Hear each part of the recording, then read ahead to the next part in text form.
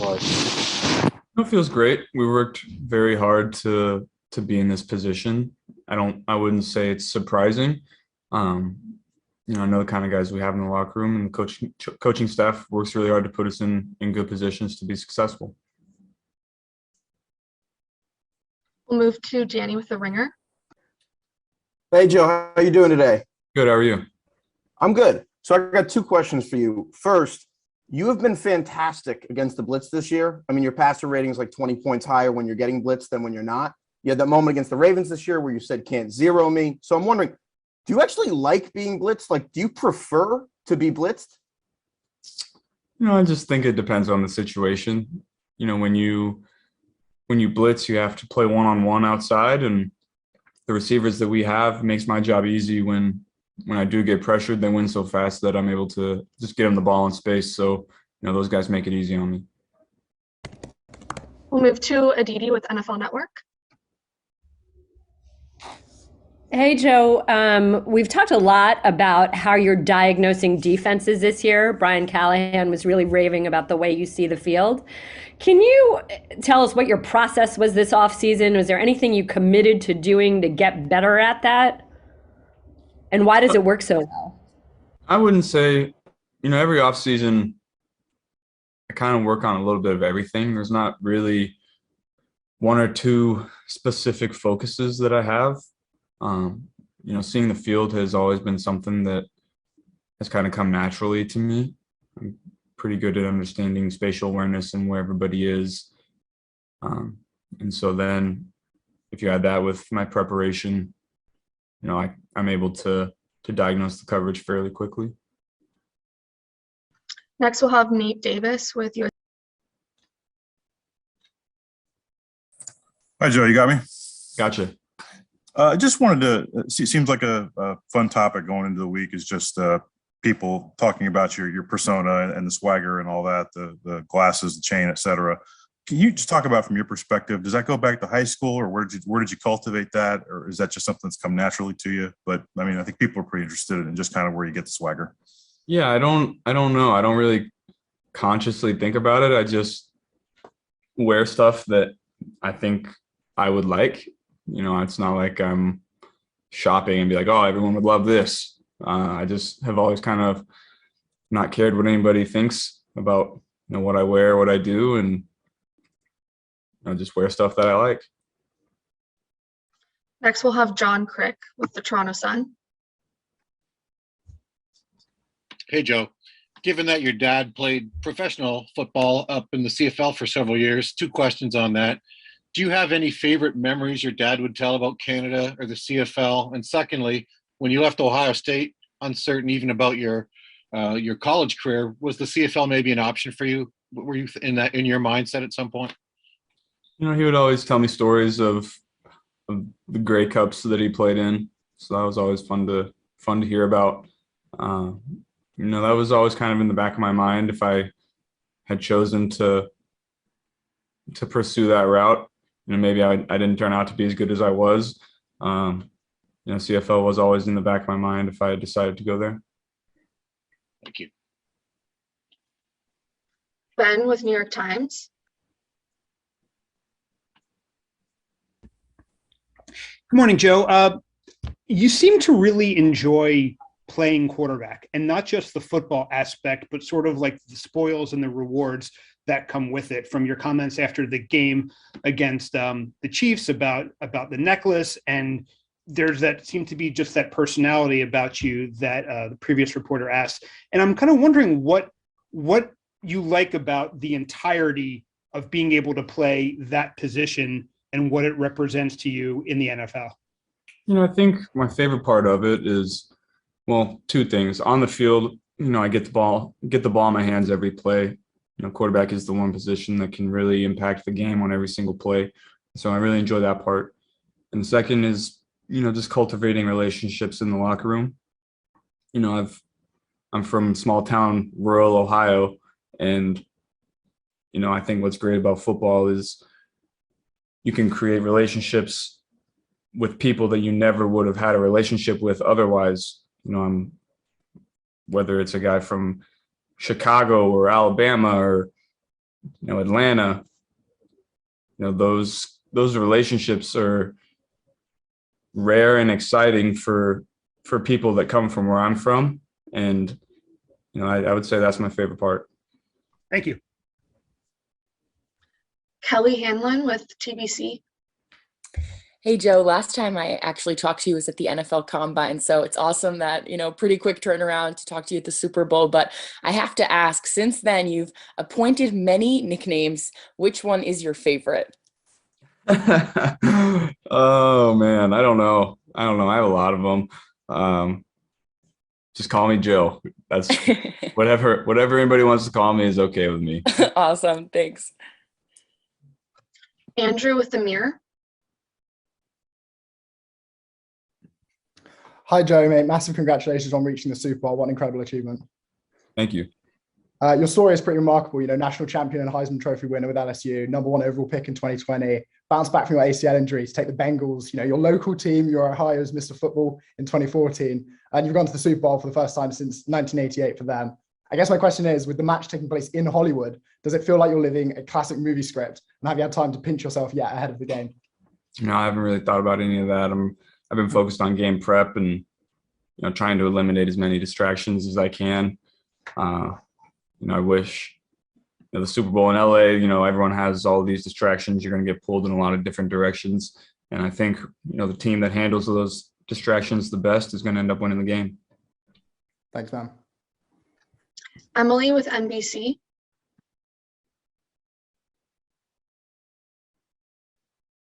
Unmute. Can you hear me? Gotcha. Hello? Can you hear me? I gotcha. Oh, okay. Hi, this is Emily from Access Hollywood.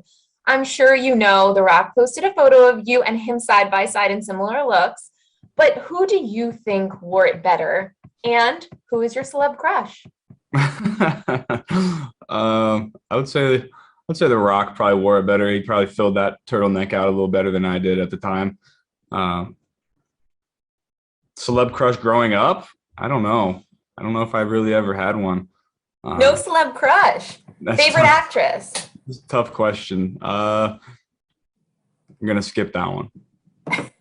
Thank you. Good luck. Chris Ryan, WGIR. Hey, Joe, how are you? Good. How are you? Good. How would you describe, what your mindset needs to be when you're playing your best? Because it seems like there's like that calm, cool, collected aspect to your game, but is there other stuff that creates that space that you need to be in to have success?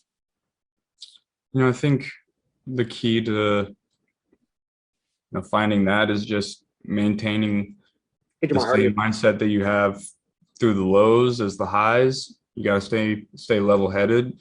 If you get too high, you're going to get tired and you're not going to be able to sustain that. And if you get too low, you're going to let those mistakes snowball. So I think the key is just keeping the same level head through everything.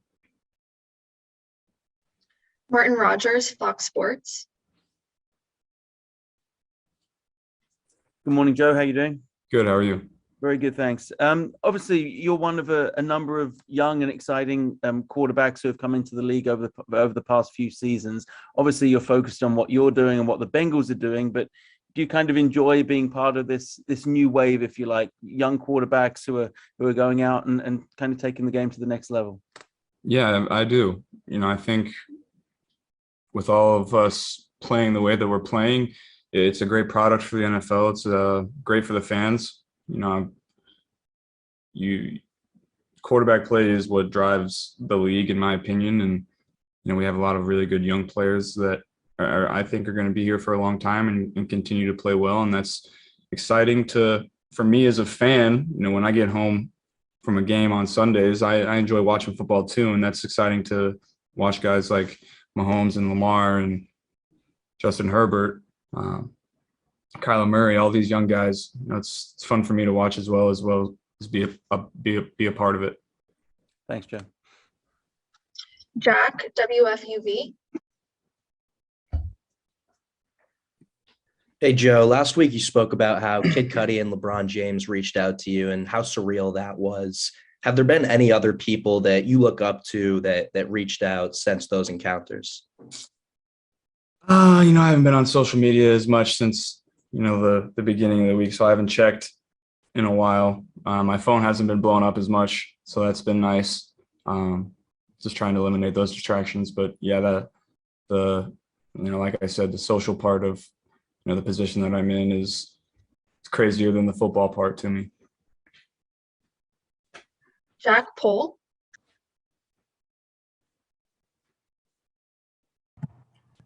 Joe, looking back at your high school, obviously you're a grown man, mature now, but is it the same jitters? Is it the same, you've obviously played in big games in high school. Does any of that stay the same, or does everything change as you go to college and pro? No, really, obviously the players get better and, the scheme gets better and everything, but, at the end of the day, your mindset stays the same. When I played in the state championship in high school, it feels the same as playing in the Super Bowl does now. Just, at that moment in my life, that was the biggest game that I had ever played in. And, so everything kind of feels the same. I've just had more reps in those situations, so I'm probably even a little calmer. Panini.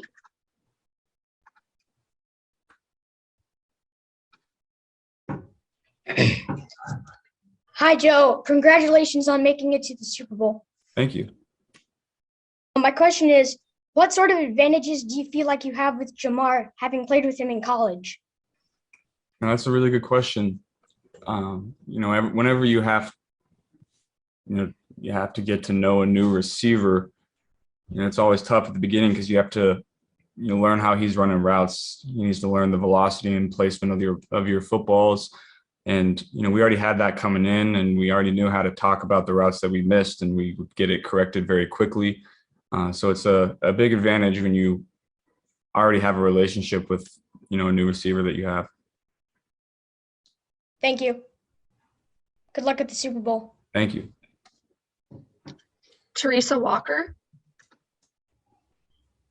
Joe, good morning. Finishing your career in the LSU, in the SEC, getting to a college football playoffs and winning a national championship, how much did that maybe help your transition to the NFL? And when you look around the roster, there's a bunch of SEC guys on that roster. How much does that SEC experience maybe help all of you at this stage of the NFL season? Yeah, I would say it helps a lot. I would say guys that have played, in the SEC and the Big Ten, they have a better feeling of what the NFL is going to be like. The speed of the game, the physicality of it, than guys that might have played at smaller schools. So I would say that's an advantage that we have. Al Butler, UPI.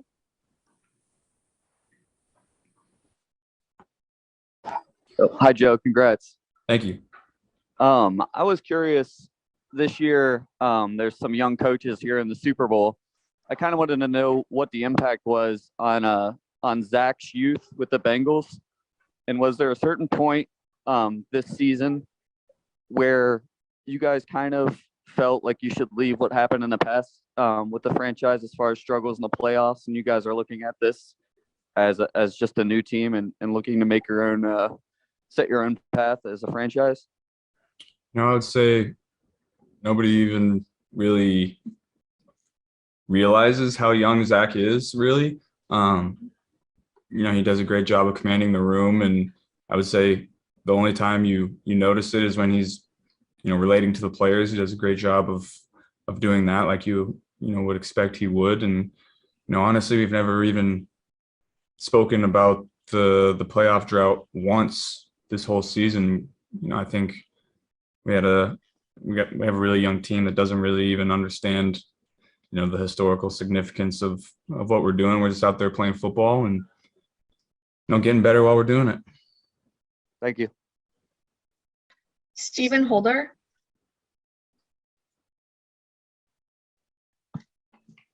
Hey, Joe, can you hear me? I got you. Cool. Hey, you're a smart guy, so I think you probably get this. I'm wondering if you have any sort of perspective on, these are such elusive opportunities. getting to a Super Bowl, and here you are in year 2 doing this. Do you kind of have any sort of perspective on just, how this has happened so fast, but at the same time, you have no idea if and when it ever happens again. Just what do you think about when you sort of, collect all that? Yeah, you got to take advantage of your opportunities when you get there. You see guys who go an entire career without ever even getting to the Super Bowl. So, when you do get there, you really have to, hunker down and take advantage of those opportunities. And I think we have the team that's capable of doing that. We've have a really good week of practice, and excited to iron some things out next week in practice. And I think we're doing a great job of eliminating the distractions that come with the Super Bowl. And it's just going to get heavier when we get to LA, but I think we have the guys that are capable of doing it. Paul, The Athletic. Hey, Joe. I'm curious about your relationship with Andrew Whitworth. I know you guys knew each other, and did you spend time with him or stay at his house when you were out in LA? And how did he help you understand kind of the landscape of the Bengals when you got drafted? I did, yeah. When I got hurt, I was out. I lived about 40 minutes from where he was living, and we were both hurt at the same time. So, I'd go over to his house and watch the games on Sunday. We did that. I think I spent my birthday at his house, and I also spent his birthday at his house. And so that was kind of, a cool thing that he did for me, reaching out to me and kind of making the rehab process a little easier, being in California away from, a lot of people that were close to me. He kind of took me in, and, we had some good times hanging out and watching football and talking about the Bengals and LSU and all that. So he's become a good friend. What did you learn about the Bengals? What did you learn about the Bengals from him that maybe you didn't know? I'll keep those conversations private, but he had a lot of insight that I think was helpful for me. Jim, ESPN.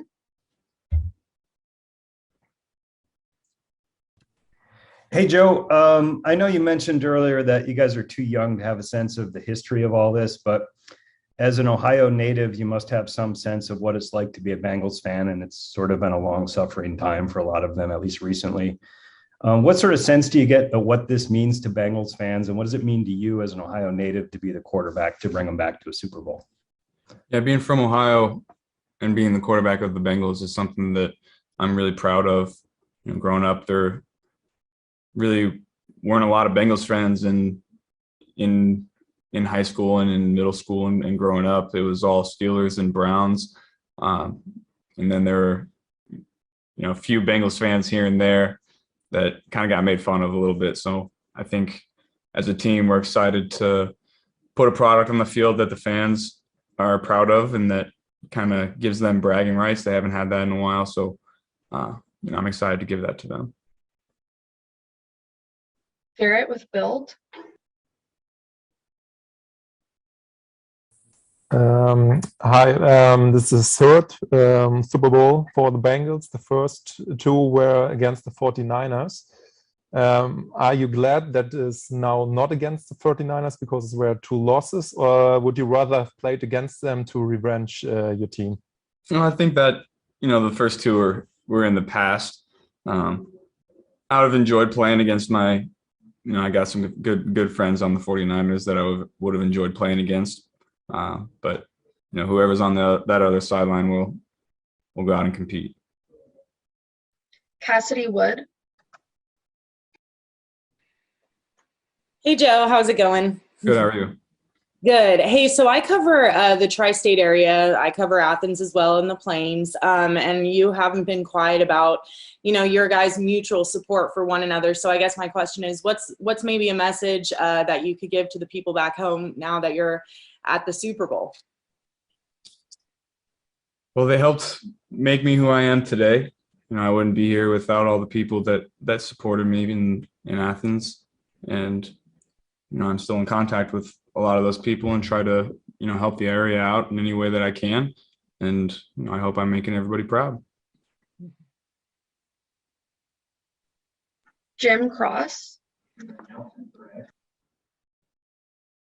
Hey, Joe, Jim with ASAP Network. I'm down here in Baton Rouge. I've been here all week. And what does it mean to you that Baton Rouge has embodied Cincinnati South basically because of their love for you.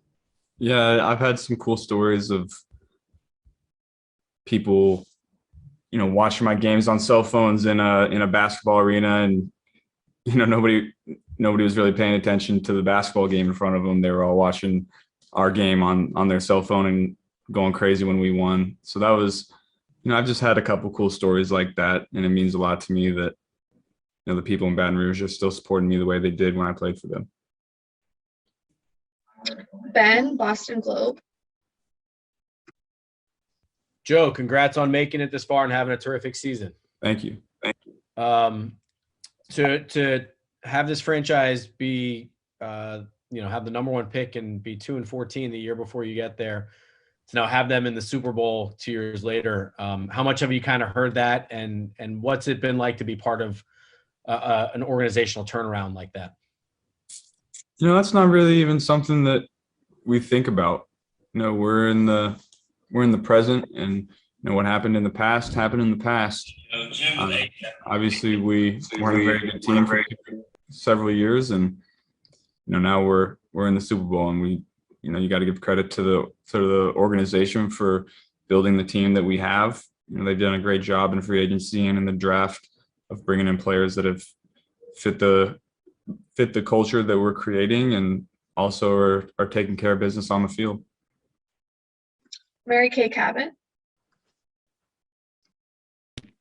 Yeah, Joe, just wondering, the loss that you had to the Browns in Cincinnati, it seems like maybe that was some sort of a turning point for you, where you realized that you had to, perhaps diversify, maybe not rely on Jamar, as much as you had been or something. So just wondering, was that game one in which you set your mind to, you were going to get things changed up for the rest of the season?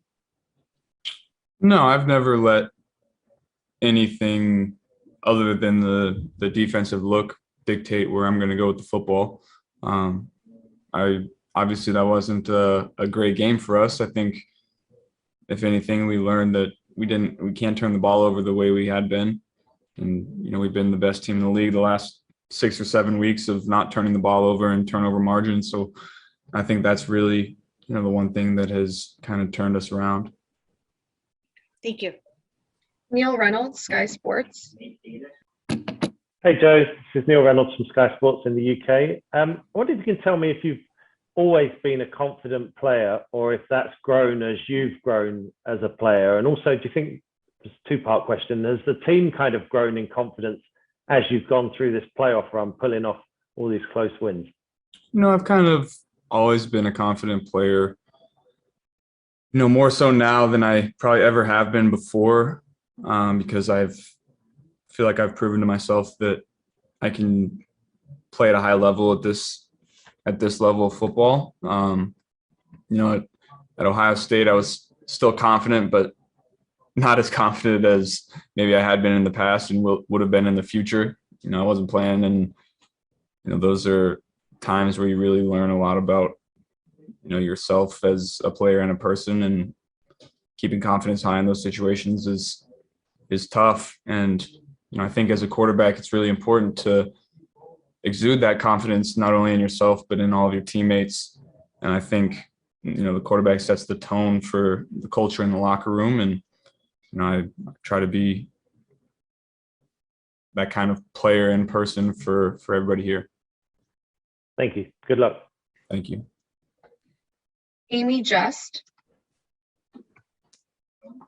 Hey, Joe. Piggybacking off of an earlier question, what has Louisiana meant to your journey, and what does it mean to you to represent LSU along with Jamar and Tyler? LSU means everything to me. They gave me the opportunity to put myself in this position to be talking to everybody today. And I wouldn't have had that opportunity if I didn't go down there and work really hard for what I got. And the fans really embraced me as one of their own, and I tried to do the best I could when I was there, representing LSU in Louisiana in a very good way. And I think the fans really appreciate when somebody from the outside comes in and really embraces their culture and all things like that. Thank you. Jeff Hobson.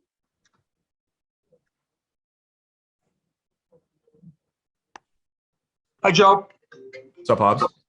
I am not from Access Hollywood, but I wanted to ask you about. It was probably about a year ago you started working with Nick, and I know how arduous I know how arduous the journey was, and I just wondered if you could run through your relationship with him and just how tough it was. Yeah, it was a long and grueling process, and Nick really helped me get back to the player that I was before. I wouldn't be having the season that I had without him, and all the hard work that he put in. I really appreciated everything that he did for me. He put vacations and all that on hold to help bring me back to the player that I was pre-injury, and so I owe a lot to Nick and his hard work this offseason. How much time do you think you spent with him compared to maybe family members, girlfriends? I mean, what do you Oh, way more than everybody else. I saw Nick for 2 or 3 hours every day for 8 months. Thanks, Joe. James Tatum. Hey, Joe. How's it going today, man? Good. How are you? I'm good. I'm just wondering, because you guys as a team have been playing very confident, and you have a very confident, charismatic way you play the game. So how do you feel like you rub off on your other teammates and help your team have the highest confident level that they can have? Yeah, I think it starts with, building that locker room culture, everyone having, the utmost belief in everybody else that they're going to get their job done. I think, as a quarterback, I'm not afraid to make mistakes because I know our defense is going to pick us up if I do. And so that allows me to go out and play freely and not be scared to throw an interception or miss a throw because I know our defense is going to pick us up. And I think, our defense plays the same way, knowing that the offense is going to pick them up if they're down. And so I think we just play great team football together, and that starts with the culture in the locker room. Awesome, Joe. Thank you very much. Good luck. Thank you. Eric Wilson. Hey, Joe, I really appreciate your time. Thank you so much. Kind of piggybacking off what you just said, can you speak to the culture that both you and Zach Taylor have kind of created with this Cincinnati Bengals team and what has led you from, 2-14 to where you're currently at?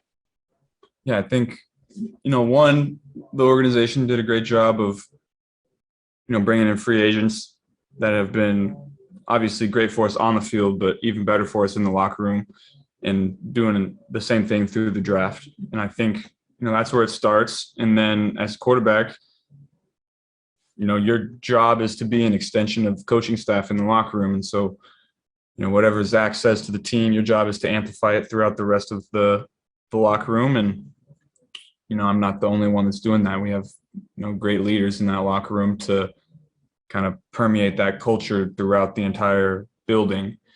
And really, that's a rare thing. I haven't been a lot of places that have that. And I think that's really what breeds championships is, me being able to sit down with, I feel comfortable sitting down with anybody in the locker room at lunch and having a 10-minute conversation with them. And, it's really rare that, everybody feels comfortable doing that.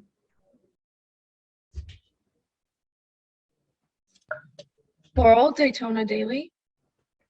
Thanks.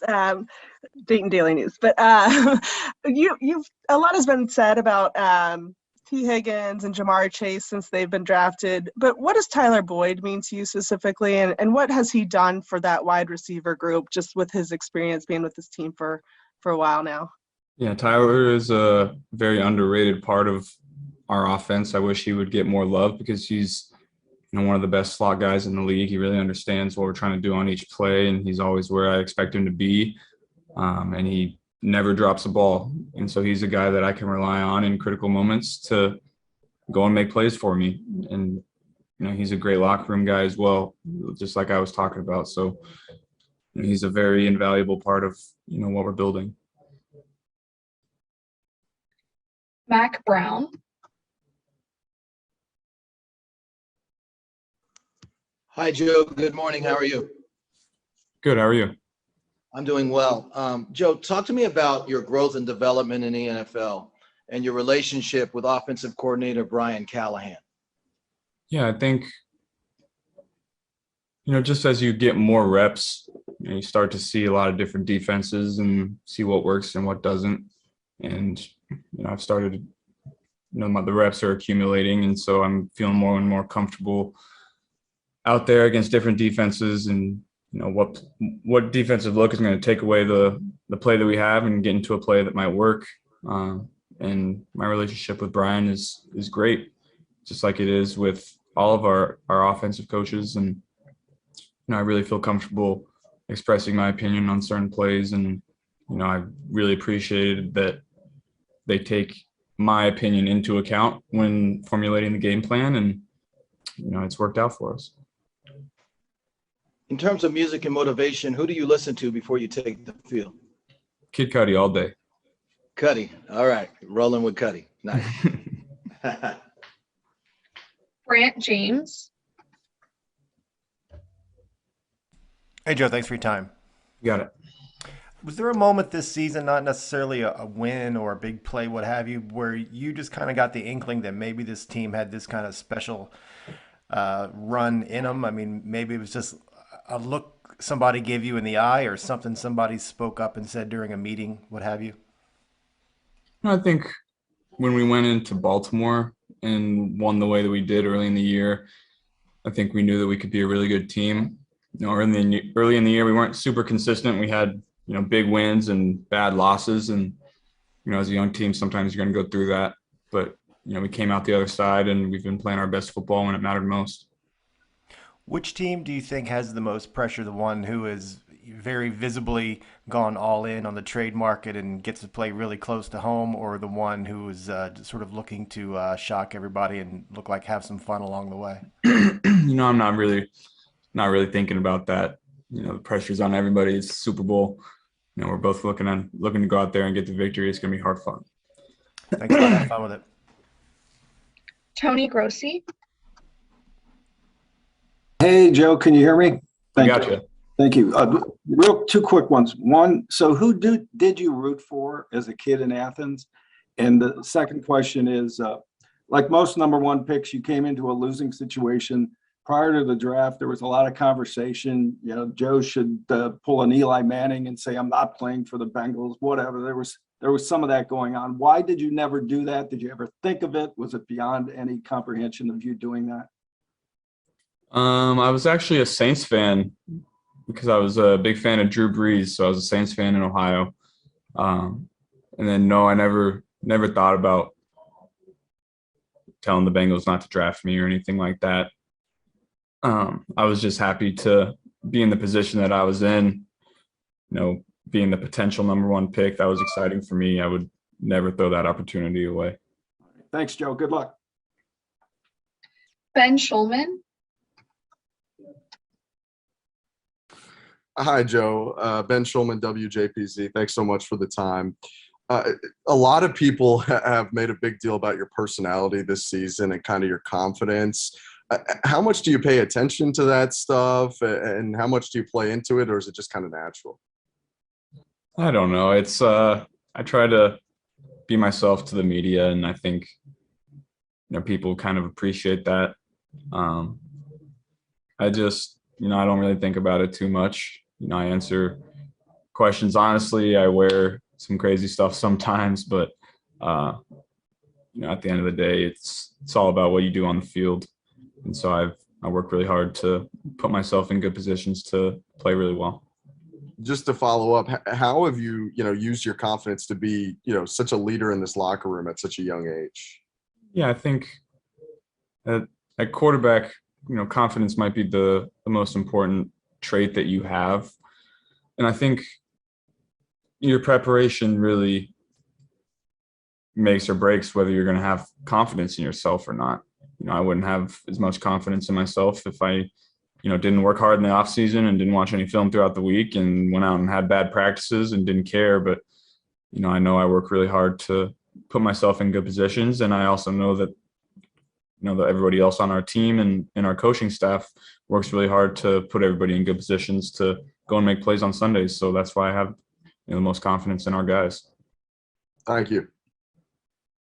Mitch McCartney. Hey Joe, how you doing this morning? Good. How are you? Good.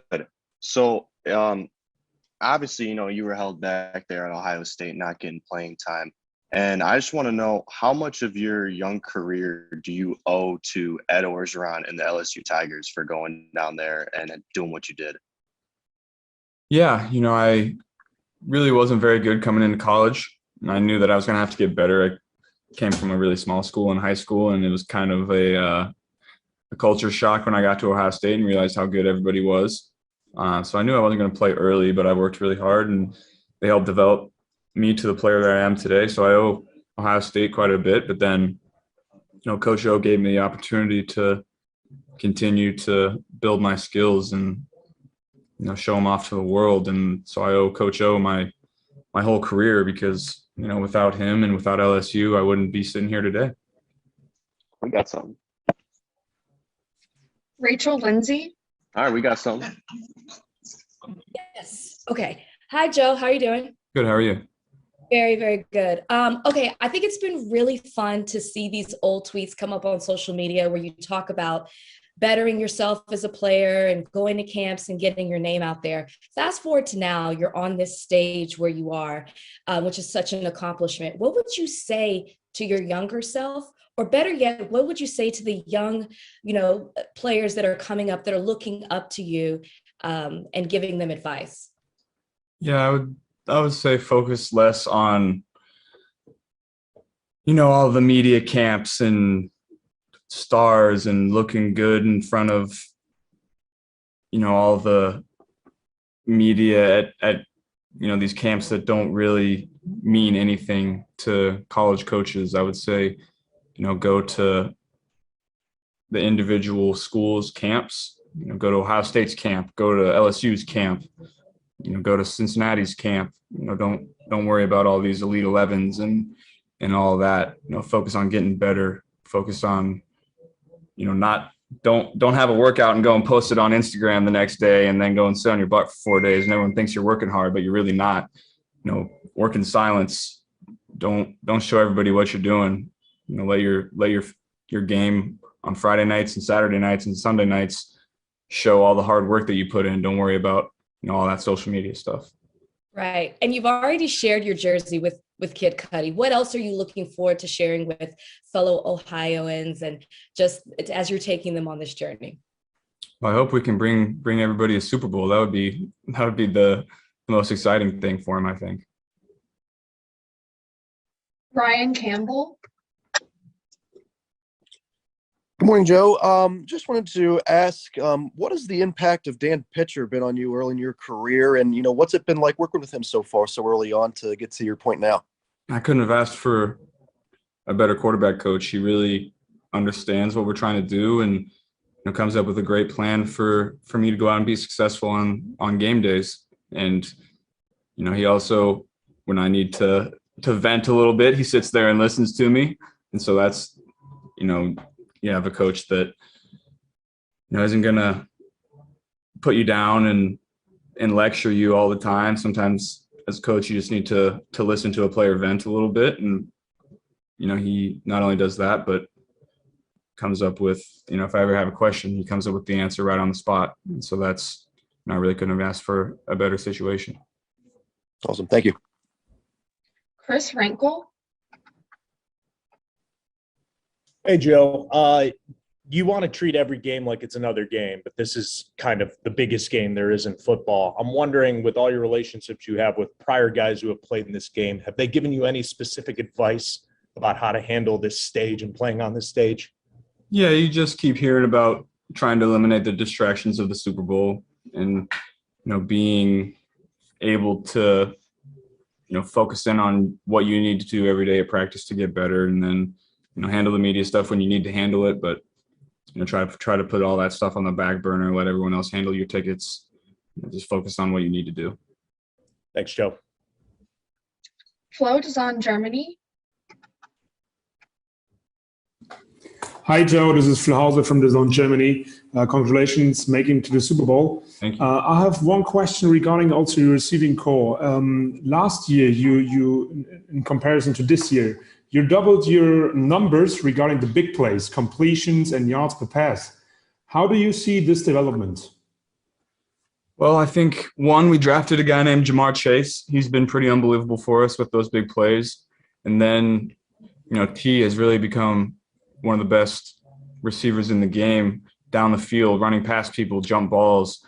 And so I really have, those guys to credit for that yards per attempt. Those guys have been incredible. And then the offensive line has given us, enough time to make those plays. So, credit to those guys. All right. Thank you. Franco with the Spanish Bowl. Hi, Joe. Can you hear me? Gotcha. Okay. Knowing how the match against the Titans went, how do you think the matchups against the Rams' powerful defensive line will go? I can repeat this. You cut out a little bit. Can you start again? Yes, sorry. Knowing how the match against the Titans went, how do you think the matchup against the Rams' powerful defensive line will go? Yeah, they're a very good defensive front. It's going to be a challenge for our guys, but they've worked really hard to put themselves in this position, and I know that our coaching staff has a great plan for them that they're going to be able to go out and execute.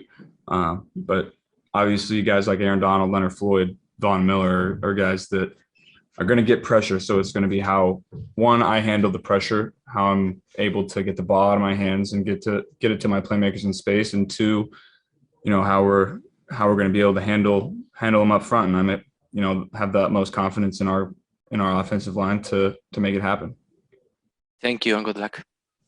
Thank you. Tino, Spectrum News 1.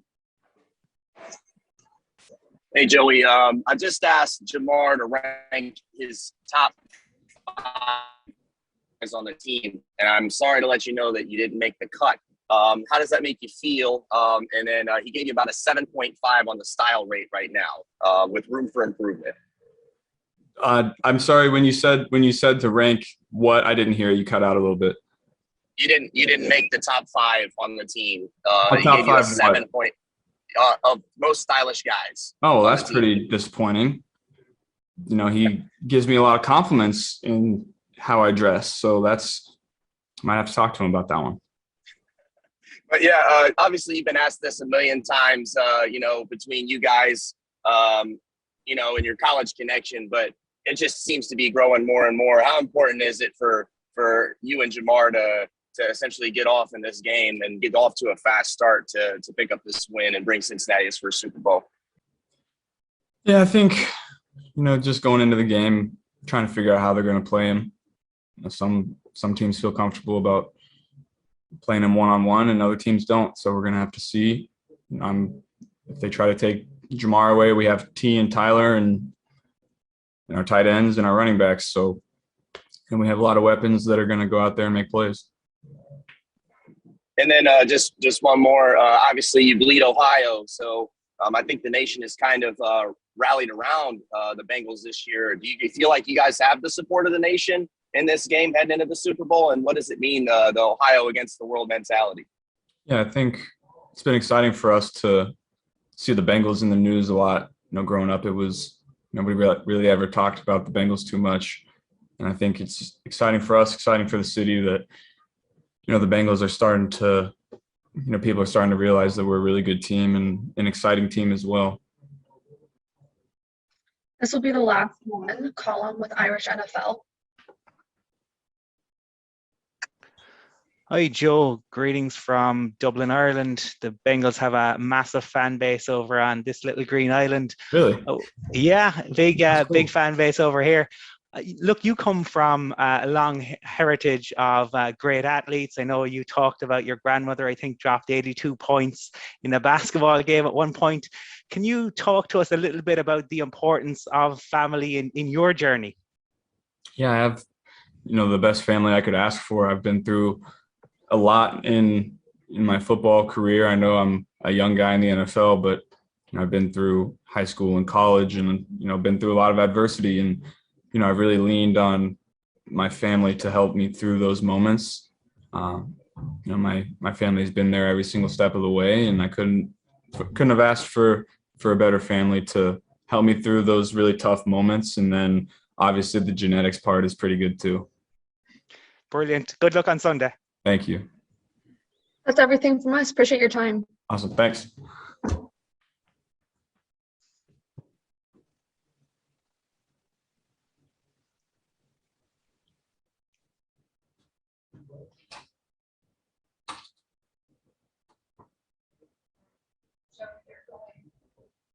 Zach and Joe, you guys will repeat.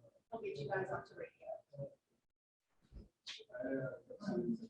It should be about 10 to 12 minutes. And so which one is this? This is, no, that's not which one he's going on yet. We're going into Zach's room.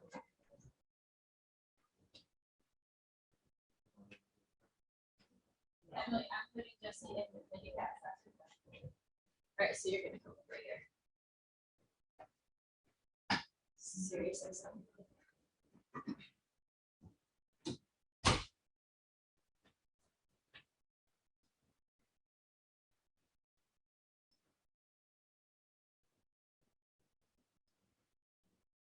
Hello?